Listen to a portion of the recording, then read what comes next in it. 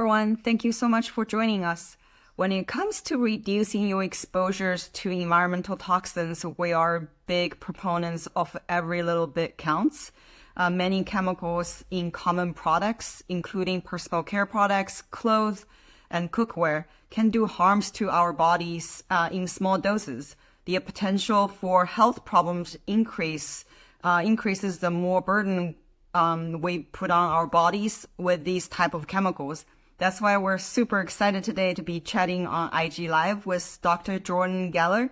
Dr. Geller is a physician at Geller Endocrinology based in LA, Palm Beach, and New York City. So during this live, we're going to discuss the endocrine system, chemicals that can disrupt your hormones, and why small amounts of exposure to these chemicals can be dangerous to your health.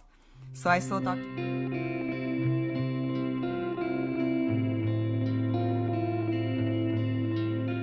Hey, how are you? It's great to see you.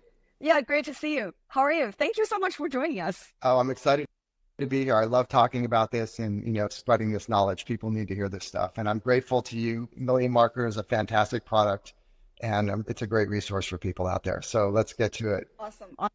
Awesome. Okay. Tell us a little bit about yourself, like how you became an endocrinologist. Well, I had a really good mentor.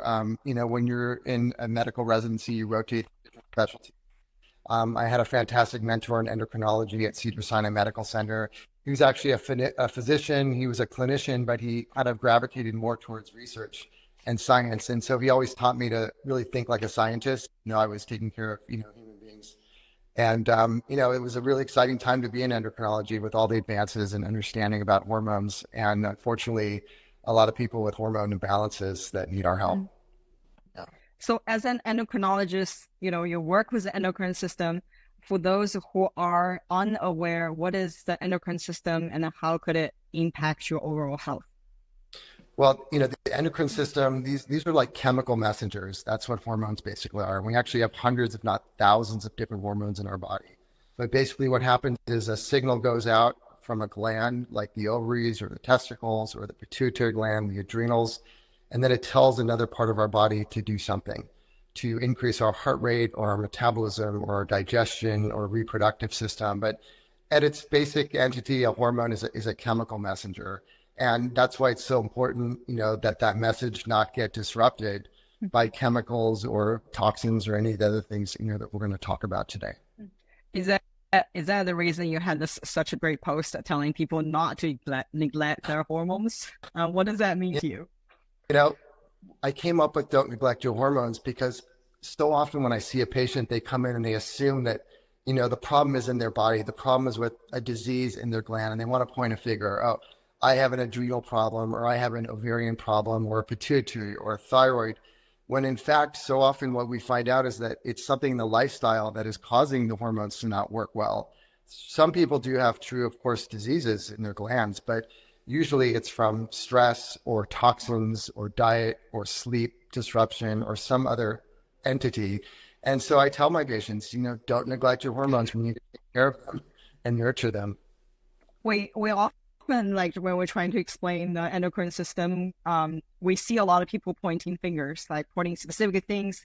And then we kept telling them, your endocrine system actually works like a symphony. If you go to a symphony, you don't want your keys to be out of sync. And then if it's out of sync, the music is just horrible. I use that same analogy. And in fact, to take it a step further, I use that because almost every hormone interacts with other hormones. So when we change one thing, it has downstream effects on other hormones. And it's all connected, like you said. Yeah. So today we're talking about why low dose matters. But before getting super granular, let's start with a bigger picture. What are some signs of hormone imbalances? So some of the most common things we see are unexplained fatigue, weight gain, menstrual irregularities, hair loss, acne. These are just some of the most common things that we see. But, a lot of times hormone imbalances can sort of fly below the radar and patients may not realize it. They may not always have obvious symptoms. But the other thing to keep in mind is the symptoms of hormone problems are very non-specific. So it could be from, for example, thyroid hormone, which can cause fatigue and weight gain and constipation and dry skin. But So many other disorders can also cause that.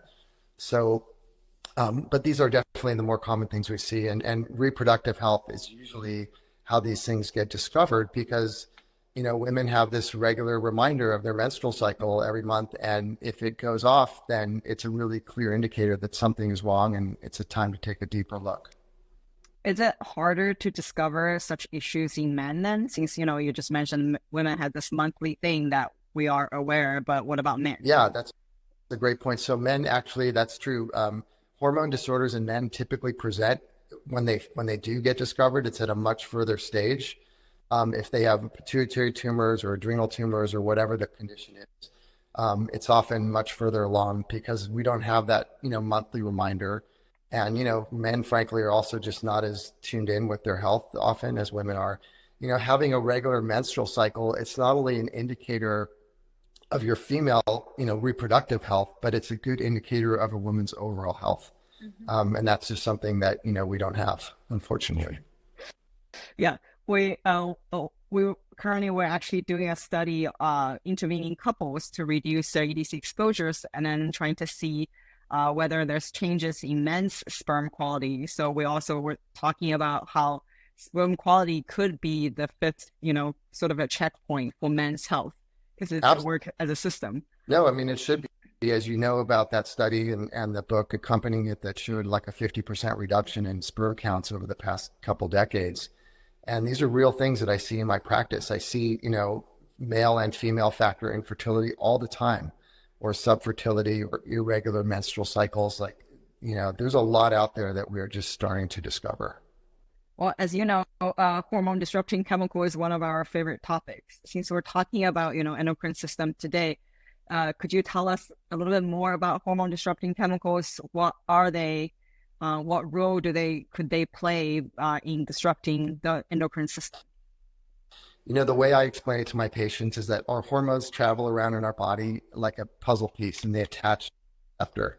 And the endocrine disrupting chemicals, which we're going to talk about, they block that signal. So sometimes they can sit in that receptor and block the hormone from attaching.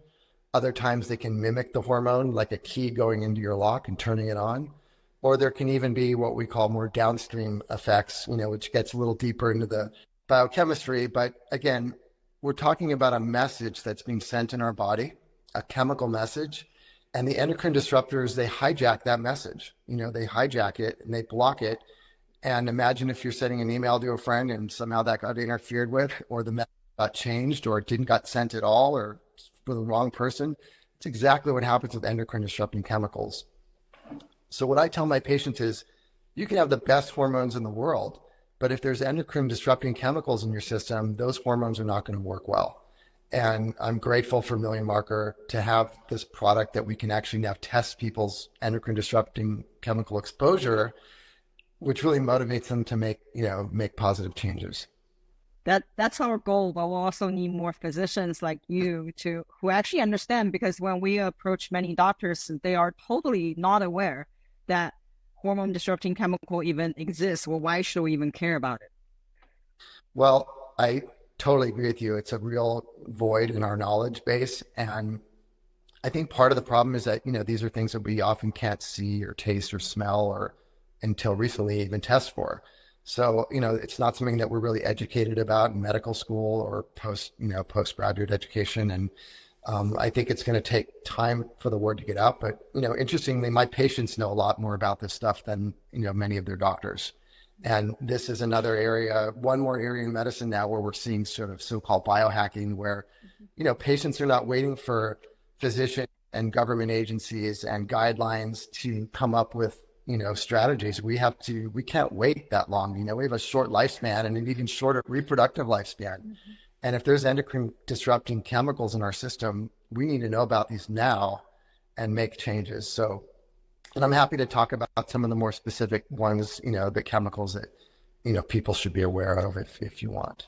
Yes, let's get into it. What are some most common EDCs people should be aware of? So I think the poster child of EDCs is going to be BPA. That is, I think, the most common one that we're all exposed to. And I think studies show that pretty much everybody has detectable BPA levels in their body. BPA is present in plastic bottles, the liner of cans. It's in thermal receipt paper and many, many other sources. But what's tricky is that a lot of my patients come in and they'll have their plastic water bottle and they say, "Oh, it's BPA free." And I tell them yes, but now they're using BPS, so they can say it's BPA free, but there's other chemicals that are just as bad. And BPA can affect metabolism and thyroid function, certainly breast health, and may promote breast cancer development and many other conditions. But it's really the perfect example of an endocrine disruptor. Other things are chemicals like atrazine. These are chemicals found in pesticides. Certainly, like flame retardants are good examples of endocrine disruptors. They're present in cleaning supplies, cosmetics, fragrances, rocket fuel. I mean, the list goes on and on of endocrine disrupting chemicals. Phthalates, which are used in plastics to sort of help soften them and give them flexibility. But rather than get sort of bogged down with all the chemical names, because it's overwhelming and the list is very, very long, as you know, I really try to educate my patients about just the sources of these. Forget all the names, just know that you should avoid plastics and plastic water bottles. Don't ever heat up in plastic. Avoid nonstick cookware. Avoid flame retardant materials. And, definitely I want patients to learn to read the labels on their cosmetic products like we need to do with food products, so they can learn these chemicals to avoid. You had a really great post. That's how we contacted you. Was because you had a post on like why low dose of EDC matters. So why is that? Well, in toxicology, the study of toxins, there's traditionally thought to be sort of what's called a dose response curve, where the higher the level of something, the worse it is for you. And that's not necessarily the case with endocrine disrupting chemicals or with hormones. Sometimes we see, it seems paradoxical, but oftentimes we can see stronger, responses at a low dose of a chemical and maybe a weaker response at a high dose. So it's not enough just to say that, the dose makes the poison and that the higher something is in our body, the worse it is. The other problem is that the way toxins are studied by government agencies and other organizations is, they'll give a very high lethal dose to an animal, and then they'll extrapolate from that. Okay, what's a safe level for a human being or a baby? And, the fact is nobody is studying a low dose repeated exposure every day for 50 years, which is the way that most of us are getting these. We get a little bit of plastic every day, a little bit of BPA, a little bit of phthalates from our cosmetics, and so on and so forth. And that's just not tested or studied. And after a lifetime of cumulative exposure, we end up with autoimmune disease and diabetes and fertility and all of these things. So we have to get away from the concept of the dose makes the poison and just, in my opinion, follow the model of the European countries that really any exposure is unacceptable, and we should really do our best to avoid stuff. So could these chemicals affect our families or the generations to come? It's quite likely that they can. I mean, first of all, these chemicals are stored in our body. They're often, stored in fat and deep in our tissues and not released until many, many years later, which is another unique thing about endocrine disruptors. They're sort of like a silent bomb with a very long fuse. So a baby could potentially be exposed to an endocrine disruptor from the mother while it's still in utero and not have an effect until many years later on their reproductive health as an adult. And it's possible these chemicals may even, disrupt our DNA and pass things on to future generations. And that's really an area of investigation. I feel like you don't call yourself a functional medicine doctor, but I also felt that you really look at the picture comprehensively and looking at the whole endocrine system, the whole human body as a whole. So I felt like they're so admirable. So how can someone work with you? Well, they're welcome to go onto my website, which is jordangeller.com. We have a request an appointment option. I do, require a physician referral. And, I'm very grateful that my practice is so busy. But if it's somebody I can accommodate, then I'll do my best to. They can also reach out through Instagram. They can look at our Instagram, which is at geller.endocrinology. And I'm try to post, relevant information out there like the stuff that you saw, which got us together. So I'm happy to spread the word about this. Awesome. We do have one question coming in. What's an example of a high dose chemical not being as dangerous as a low dose one? I can't give you an exact specific example of that because the way our body metabolizes these is really complex. And so, to one person, this gets into a complicated concept called non-monotonic responses. But basically the way one person responds to a chemical could be very different than another. So two patients get the same dose. One person has a bad reaction, one doesn't. So again, I want people out there to stop thinking about, or to not focus necessarily on the individual chemicals because it's overwhelming. And thankfully we have a test like Million Marker that'll do that for them. But rather I want people to think about the classes of chemical exposures: cosmetics, fragrances, plastics, fire retardants, etc. That makes a lot of sense. We often also let people know we don't want people to get super stressed out reducing each toxin. Exactly like you said, like classes and also classes of products that people should pay attention. Right. And then once you do that, not only you're making your hormones work better, but you actually improve other parts of your lifestyle. So, if you eat out less, you're avoiding a ton of like takeout, which are plastic chemicals, and also high calorie. And if you cook at home, you have full control over the ingredients and then the products you buy, which reduce your toxins, more nutrients, and you might lose weight and then you might improve your metabolic health at the same time. So there's like a lot of benefits besides just reducing chemical exposures. Absolutely. Not to mention the environmental benefit that you're putting less chemicals into the ocean and into the population at large. Our ocean is loaded with chemicals. It's going to have more plastic than fish in it soon. And all of us test positive for microplastics, in our intestines and feces. So yes, you're doing something for yourself as well as for the environment. Amazing. Anything else you'd like to share today?